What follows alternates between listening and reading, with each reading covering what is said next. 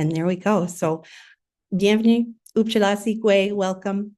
My name is Jill Van Horn, and I'm the director here at Food for All. I use she, her pronouns. And today I'm joining you from the ancestral lands of the Mi'kmaq in Moncton, New Brunswick.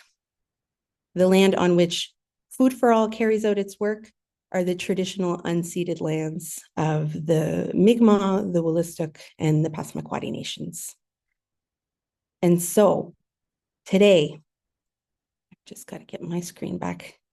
We're so pleased to welcome you all to today's webinar, Working Together for Food Security, Agir Ensemble pour la Sécurité Alimentaire. We're doing this in partnership with the Vitalité Health Network public health team that works regionally on food security. And gathering here today are many people across New Brunswick who care about the future of New Brunswickers and our state of food security. Many of you are working in your own areas to do this work already.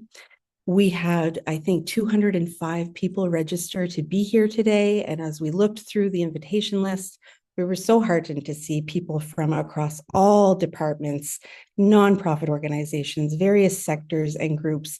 And so it's really evident that this topic and subject is an important one. And it's just really great to have this level of engagement here today.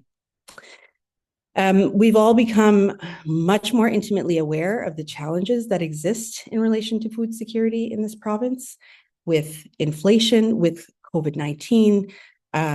There's major increases to the price that it costs to achieve our basic needs, the cost of living, with the climate crisis, geopolitical conflicts, and concerns like the wars in Ukraine and Palestine, and now with the threat of US tariffs most recently, we are facing such incredible uncertainties as it relates to our provincial food security, and it's coming from so many different directions, isn't it? So, I should note, there are continued rising levels of household food insecurity, which impacts populations both below and above the poverty line.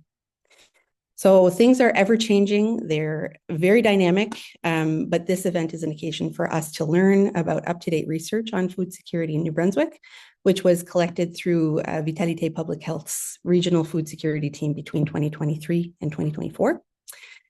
And it's also a better chance to understand the different types and level of food security interventions and actions. So from upstream actions to midstream to downstream, we'll learn a little bit more about that together.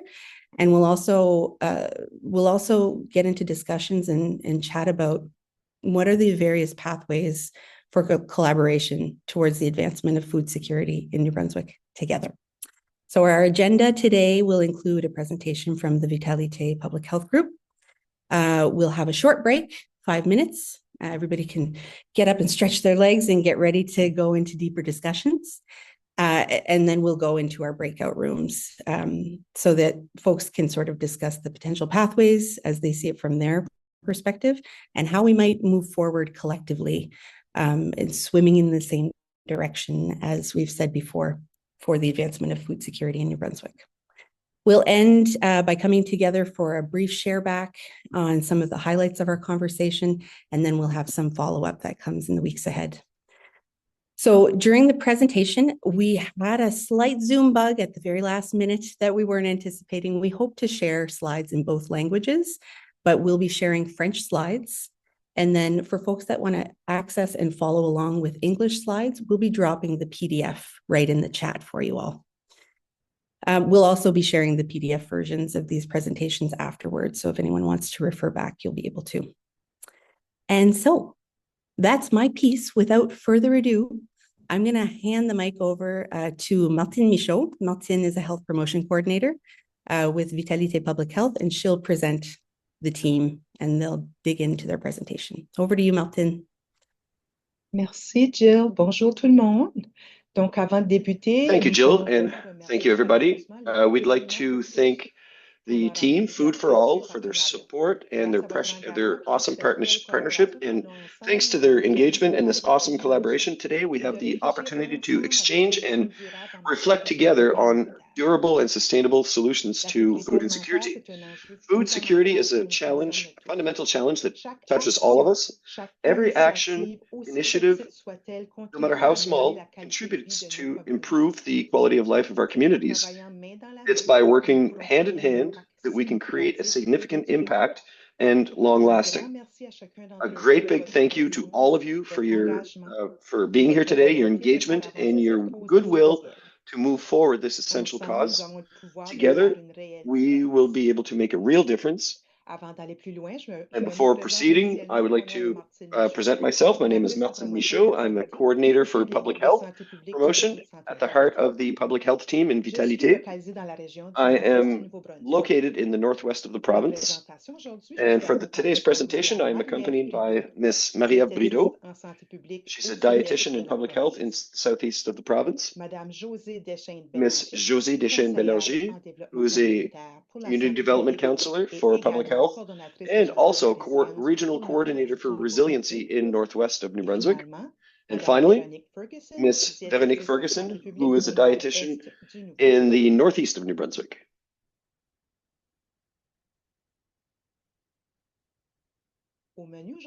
On the menu today, we're going to talk a little bit about public health's vision, mission, and the mandate of public health. We're also going to try and understand together the challenges of food security. We're going to do a situational analysis. We'll talk together a little bit about protection and risk factors. We will also try to situate ourselves on the continuum of intervention, the amont, intermediate, and aval. And finally, as Jill mentioned, we're going to break out into side rooms for discussions to try and go a little more in depth in these discussions all together. So the background, public health undertook this research for food security in order to better target the challenges and propose solutions that are sustainable. By adopting a socio-ecological approach and by leaning on data-driven proofs, we are looking to increase access to healthy and affordable nutrition. This is the fruits of our regional food security team, led in collaboration with several colleagues and partners. This step has allowed us to examine the multiple dimensions associated to food security, as much on a social level as economic, and environmental. So the ultimate goal here for us at Public Health, but for all of us here, is certainly to improve food security for New Brunswick households. And Public Health has as a mission to protect and promote health and prevent illness and injury in our population by working with various partners. So there are 6 essential functions in public health, and they are the following. Talk about promotion of health, prevention of injury and disease assessment, surveillance, emergency preparedness, and finally, protection of the population. The public health's mandate, we are engaged, committed to strengthening its preventative effort, acting on the social determinants of health, and mobilizing various sectors for coordinated actions to promote food security. These efforts will promote health equity and reduce the disparities that persist between populations. So we are happy to present to you, without further ado, the results of our research, which reflect the engagement and the efforts of our team. We hope that it will provide you with pertinent information and illuminating to move forward in your reflections and your actions. So to get started, we're going to try to present to you certain facts and issues in order to better understand the challenges presented by food security in New Brunswick. So first definition, I think everybody knows it already, but we'll go through it, get everybody on the same page. Nutrition and food security exists when all people at all times have physical, social, and economic access to sufficient, safe, and nutritious food that meets their dietary needs and food preferences, and when they benefit from an environment that provides adequate sanitation, health services, and care, thus enabling them to lead healthy and active lives. Food insecurity is a broader term that refers to a lack of consistent access to a sufficient quantity of safe, nutrition, and culturally appropriate food in a given geographical area. This lack of access may be due to various factors, such as weather events, transportation interruptions, wars, economic uncertainties. Household food insecurity refers specifically to a household's inability to access food due to financial constraints. So, as the majority of you probably already know, the root cause of food insecurity is poverty, or in other words, financial constraints, as was mentioned earlier. So for the main effects, certain effects of food insecurity impact health. Principally, we have extracted 6 different categories. So developmental delays. Kids are more susceptible to undergo development delays, both mental, physical, emotional, and motor skills. Older kids present an increased risk of malnutrition, which can be explained by the fact that they lack meals to assure that younger kids have food, and they are in a critical stage of growth and are therefore more exposed to developmental delays. Effects of food insecurity on mental health. The fact of living in a household in a state of food insecurity can increase stress and limit the possibility of living a healthy life. The uncertainty. Sorry, I skipped a slide here. We'll go back. So the uncertainties surrounding food insecurity can have effects, negative psychological effects. The association between food security and mental health in adolescence is particularly pronounced. This relationship can be influenced by chronic stress. Also, food insecurity is associated to major depression episodes, anxiety dilemmas, mood problems, stress, and suicidal behaviors. Kids that are exposed to food insecurity can also demonstrate social ability diminished and their capacity to adapt to diverse social environments. Food insecurity during childhood is associated to a reduction in immune response, adapted and innate. This can increase vulnerability to infections and the risk of hospitalization. Studies have shown also that food insecurity at childhood and adolescence is linked to an increased risk of chronic illness in their adult life, such as diabetes and cardiovascular problems. Adults that suffer from food insecurity are twice as susceptible to live with diabetes type 2. Non-optimal nutrition at childhood can have long-term consequences on their metabolic health. And people in a situation of food insecurity, a severe food insecurity, die on average 9 years earlier than those in a secure food situation. And finally, food insecurity can contribute to illicit behaviors, drug sales, theft, gambling, or other high-risk behaviors by influencing the perception of what is an acceptable behavior. I'm going to move on to the situational analysis, talking about statistics a little bit. Just a little note on the stats. We are presenting the stats today that are from 2023 because those from 2024 have not yet been published. So, according to the most recent data on the by Government of Canada, 22.9% of households in Canada are in a state of food insecurity in 2023. And in fact, the rate has increased in 2023 by 25% compared to 2022. This equals 8.7 million Canadians, included in that are 2.7 million kids under the age of 18 living in a household undergoing some type of food insecurity. So 3/4 of kids, or 1/4 of kids, are living in a food insecurity ranging anywhere from moderate to severe. A little bit about the data on this study. The rates of food insecurity could have been underestimated because some populations were not included in their sample data.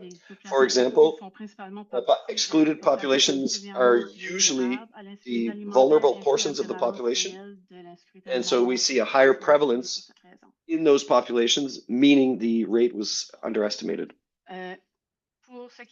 In New Brunswick, we found that we are in the 7th rank in provinces with regards to food insecurity.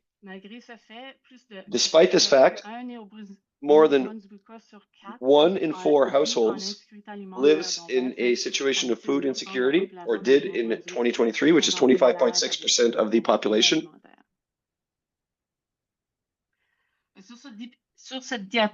And on this slide, we can see the percentage of children living in households that are in a food insecurity situation in New Brunswick, going from 2019 to 2023.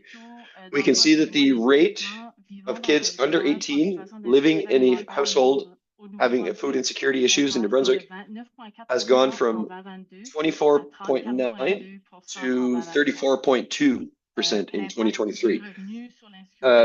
Income impact on food insecurity is observable because in 2020, the CERB benefits took 10,300 kids out of poverty in New Brunswick, and the percentage of kids under 18 in Canada living in households with food insecurity was at the lowest during the first wave of the pandemic of COVID-19 at a rate of 20.9%. And since then, the CERB benefits have ceased, and we've noticed an important increase in these rates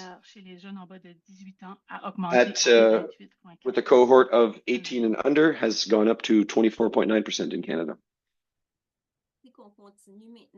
So as we're moving on now with the different categories of food security, or also the degrees of severity with regards to food security or insecurity. So there are 4 that have been identified, and the first is food security. That's where we see there's no income-related problems in accessing food. And then we have marginal food insecurity, which entails really worrying about running out of food or having a limited selection of food because there's a lack of funds or there's no money to buy more. Following that, we have moderate food insecurity, where we're noticing people compromising the quality and or quantity of food to make it last longer because there is no money to buy more. And finally, we have severe food insecurity, which entails reducing food intake or even skipping meals. And this because, again, there's no money to buy more. So we can see, based on these different definitions, along the lines of each different category, that the picture of food insecurity can be very different for each person and household. So it's really to go from fear of lacking food to not having enough food. So the spectrum is quite large. And now, with regards to this graph here, it's the percentage of people living in households with food insecurity. We see the numbers comparative between the national rate and the New Brunswick rates, and really along the degrees of severity. So we can see with regards of all of the degrees of food insecurity that New Brunswick has a higher rate than the average with regards to the 10 provinces included in the study. And as we mentioned earlier, in New Brunswick, we're talking about 1 household in 4 that are really living in a food insecurity scenario. So this is equivalent to 201,000 New Brunswickers that live in households that suffer from some type of food insecurity, be it marginal, moderate, or severe. So whether it be the fear of lacking food or even the need to skip meals. Now, this slide, it's really just to put into context for the next slide, which will follow here. We're talking here a bit about needs evaluations in communities with regards to health. So these evaluations are done by the 2 health networks, that being Vitalité and Horizon, and it allows us to identify the health needs in various communities that each of the networks serve. So it's a process really that targets the competencies, the needs, the strengths, and the weaknesses of the communities, and it allows us to establish a priority list with regards to well-being and health in order to improve the health of the population. So it's a process that really leans on public engagement, community engagement, and allows us to collect data on health and well-being. This approach here with regards to needs evaluation in community with health needs evaluation uses an approach that is centered on the population health.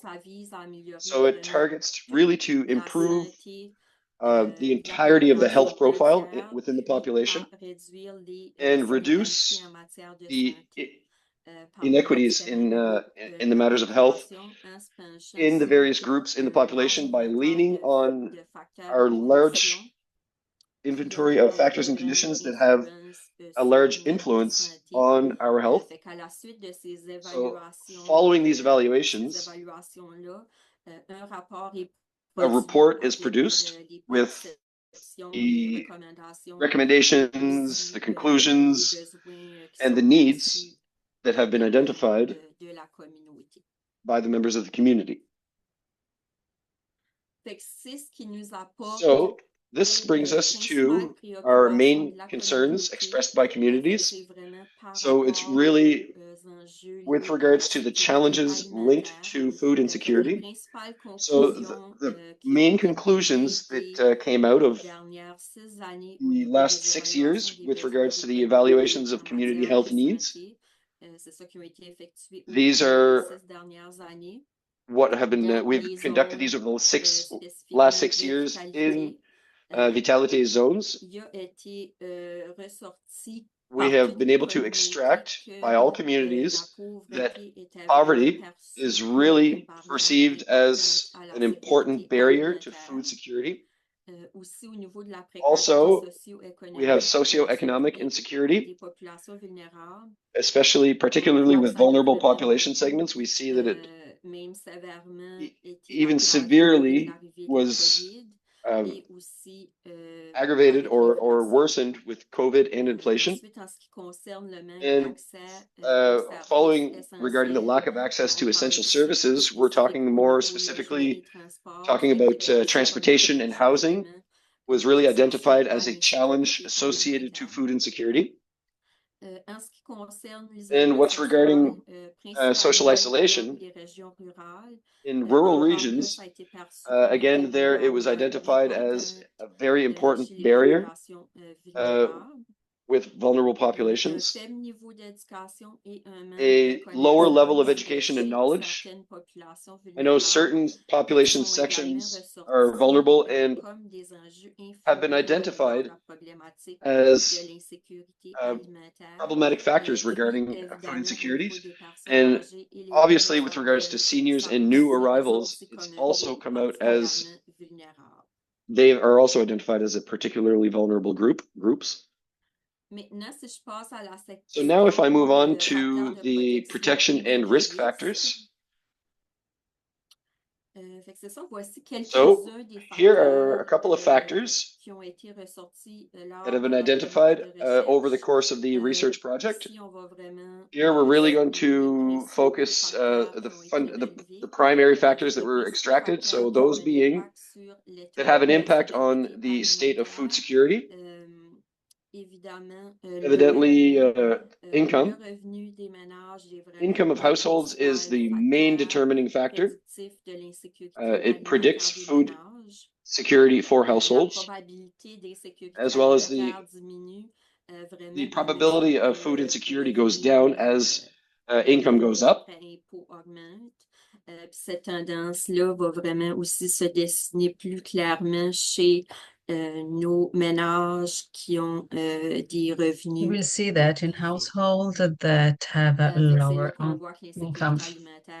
So that's why food security is really related to the income of any couple.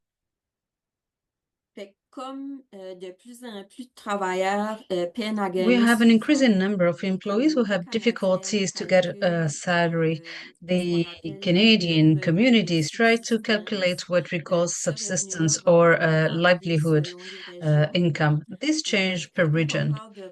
And if we compare the livelihood income, is what is necessary to cover the income in addition to government taxes. And when we compare the salaries, we have to check how much do we need to earn in order to get a decent quality life. That's where we see that the relationship between the livelihood income and employment income or living wage is too low compared to life costs.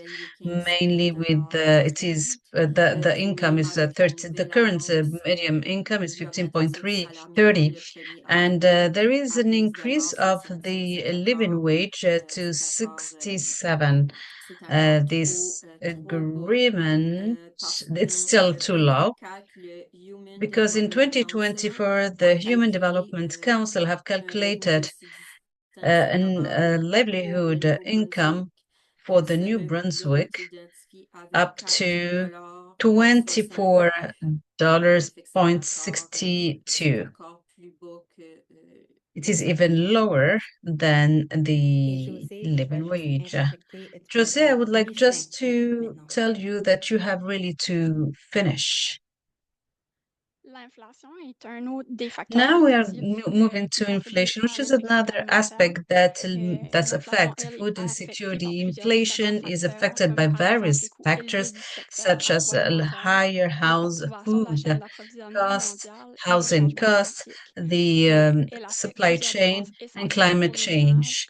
And it is an additional cost for the households, such as a housing cost, transportation costs, and food costs. When it comes to the housing cost, we have 40% of the population that devote more than 30% of their income just for housing, which is the worst in Canada.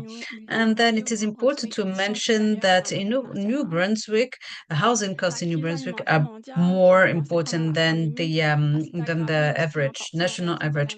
The COVID has also increased the crisis after also the invasion of Ukraine, and the cost of petrol, of transportation, of food has increased, and that creates a food and that limited the access to affordable food. It is also important that in 2022, inflation has reached 6.9%, while the food inflation went up to reached 10% for over some months, which is higher than the average, which is the highest for the over 40 last years. It is important to mention that the current food system are reinforcing this food insecurity. Our current food system is suffering some disruption, climate change, inflation, tariff threats, the geopolitical threats, and the social electricity and water costs. Though we have a high inflation, Canadians are trying to reduce their spending while reducing the quantity of the food or buying less expensive products. This is related to increase of all fixed spending, like the rent for the Canadian. Those are non-negotiable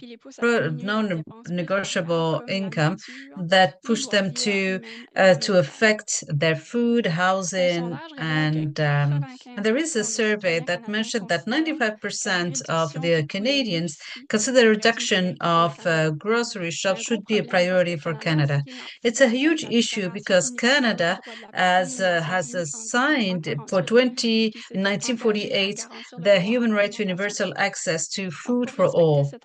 In order to respect this engagement, each would have the means to have the means to meet their foods. It is important to mention health, which are predictable aspects, social determinants of health that affects food security. Those determinants of health are including all the factors that are social, economic, environment aspect that affect the condition of a person. When it comes to social determinants of health, it affects the social inequities, and that can be highlighted in various ways, like the access to essential foods, housing, education, and healthcare. It is worsened by economic and racial disparities, which we find very often in our societies. We also find that they have some difficulties in cultural adaptation, the low levels of education, and poor access to healthy foods. Those are factors that contribute to food insecurity in New Brunswick. When we try to compare the poverty rate based on the food basket, we compare low income, we can notice it's not just those considered low income who are food insecure. Based on the food banks of Canada in 2022, this affected 8.8 million of Canadians, and people also who compared to 2023, which was 7%. Since then, we can consider that a lot of people who are living in who are food insecure, the number of food insecure people in Canada are increasing. Based on the results of 2024 and the report that has been published in March 2024, food banks in Canada have registered visits of 2 million in 1 month, which is the highest in history. That represents an increase of 6% compared to March 2023, but it represents an increase of 90% compared to March 2019. That means 5 years before. It is important to notice that children represent 1/4 of the visits to food banks. We needed 25% to reach 1 million per year, and we needed just 5 years to double this figure. Now that we understood that not only people who are living in poverty who suffer from food insecurity, and when we see the cost of food in 2025, the food will increase in Canada from 3 to 5% in Canada. And it is important to act all together for our target population. This includes the household who are experiencing food insecurity, but also the population particularly vulnerable to food and security. So, based on the analysis of the factors and the risk factor that we just mentioned, like the income, inflation, social inequalities, and we detailed here in the presentation, we have identified various vulnerable populations. The list is long. So we noticed that the households that have a lower level of lower income are at risk.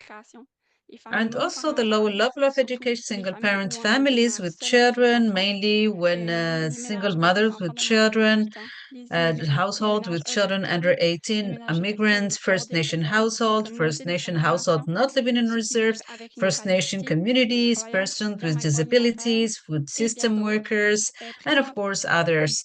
And with the various risk of various people who are those who are vulnerable are those who are even more vulnerable than others.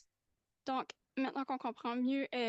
that we better understand the issue in New Brunswick and with the factor that contribute to food insecurity, we need to act all together. The question is now, what are the next steps?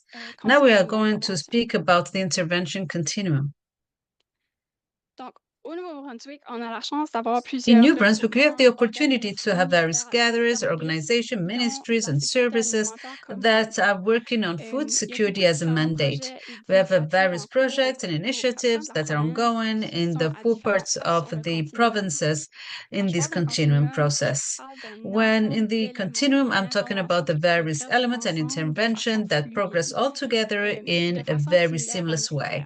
And like a river, in order to have a real impact on food security, it is paramount to intervene at each and every level.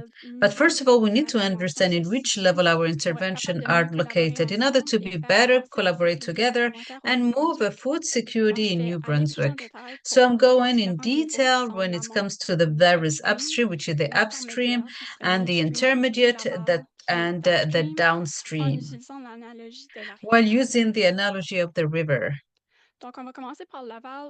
We are going to see the downstream, that is the lower part of the river. At this level, we deal all the symptoms. We address the symptoms. We are talking about the people who are affected in their health. In the analogy of the river, we realize that someone who really need urgent need. If we look at the river, we realize that someone is getting or drowned in. It is urgent to take this person first and start the first aid. As soon as we finish saving the person, we notice that there's another person who is also drowning. And here again, we need to act urgently to save that person. Of course, there are a lot of people who are drowning, so we need to help all those people as soon as possible. That's what we are doing with food and security when we speak about the lack of food and even malnutrition. People are missing food in order to respond to their needs, and this affects their health. So we need to find solutions to help them and relieve them. The food banks and the popular soups and school food are all on the ground in order to find solutions to help the people who are suffering from food insecurity. In a conventional definition, the downstream aims to increase the equitable access at individual and family for the social and health services.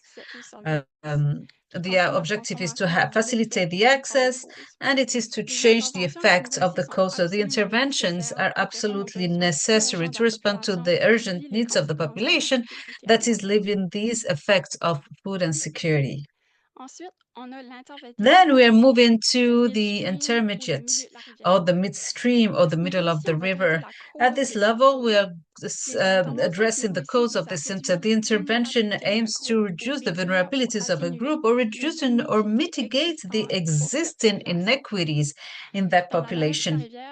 In the analogy of the river, it's where we are starting to ask a question, why do we have so many people who are drowning in the river?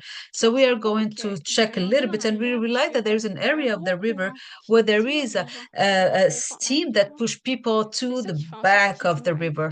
That's why people are drowning. and that we find them in that spot. So we decide some lifebuoy in order to help them and to take them before drowning and attracted by the steam. So in case of the cause, before the issue happens, which is the end of the malnutrition or that appears. So if we go back to food insecurity here, we are facilitating the access to food. People maybe do not have the means to have access to, so we would facilitate the access before the situation becomes urgent. The delivery food at home and the universal breakfast, the community programs, kitchen courses, recipes, and food discounts are all examples of intervention that can be intermediate intervention bank. Food banks can be also in this level and can be in this intermediate. In my conventional definition, intermediates aim to reduce the exposition to danger while reducing the life condition or reducing the risk while changing the behavior. The change happens at micro-political, that means at regional, local, community, or organizational. And we're trying to change the causes. The intervention here is necessary to avoid serious consequences due to the lack of access to food. Now we are talking about the upstream or the higher side of the river on the continuum. We are targeting the cause of the causes, the root causes of the causes of the causes. So here, the objective here is to avoid that these health issues will happen. In the analogy of the rivers, that's where we are asking, why do we have so many people in the river?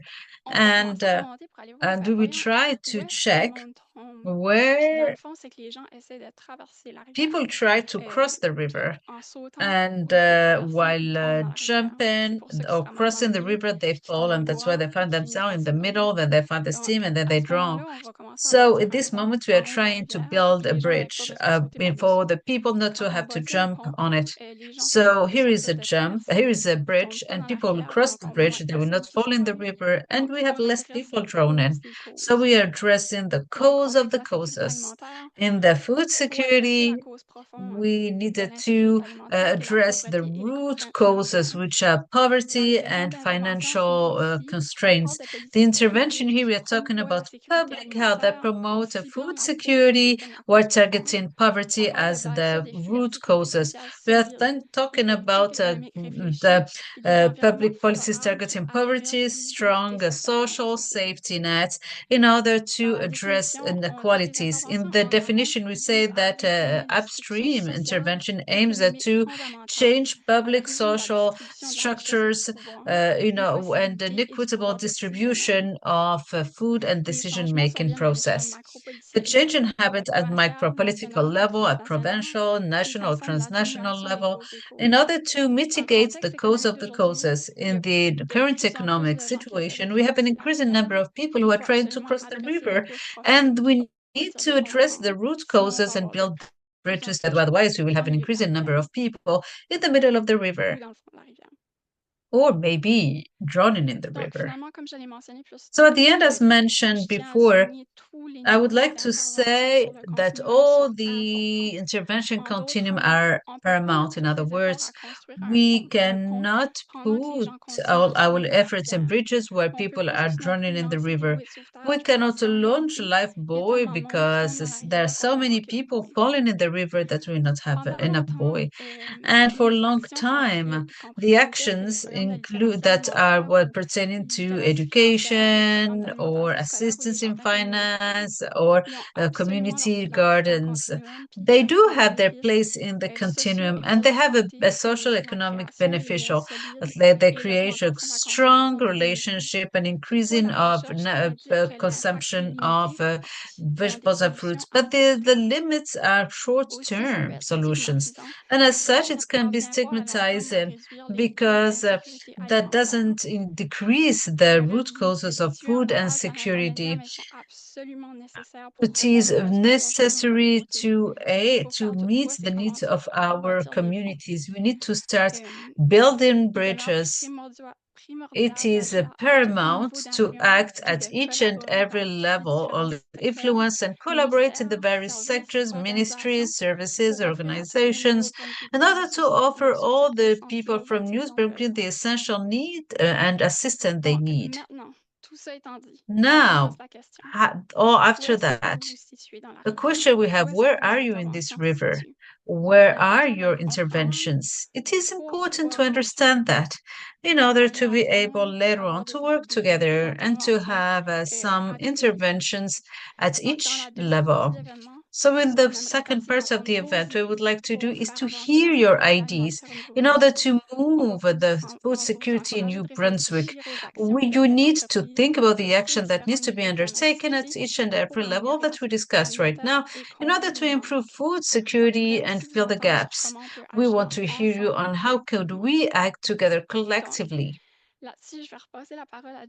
So now I would like to give the floor to Jill for her to tell us how the breakout rooms will work.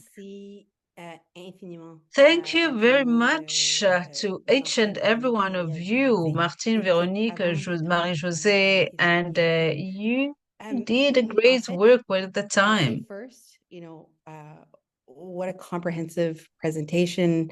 There were many things that stood out to me, but 10% inflation over these years, the highest rates in 40 years, and knowing 40 years ago about our food banking systems were put into place as well.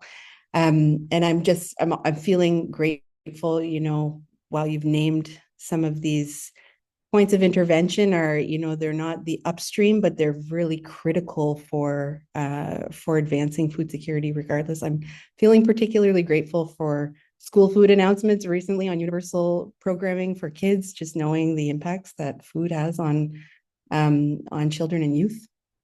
And so I also wanted to just name, we've got so many intersectional identities. There's lots of people that are at risk of household food insecurity, and many among us that are working in upstream, midstream, and downstream. Maybe one in particular, but maybe sometimes we have multiple things on the go that are fitting in different places.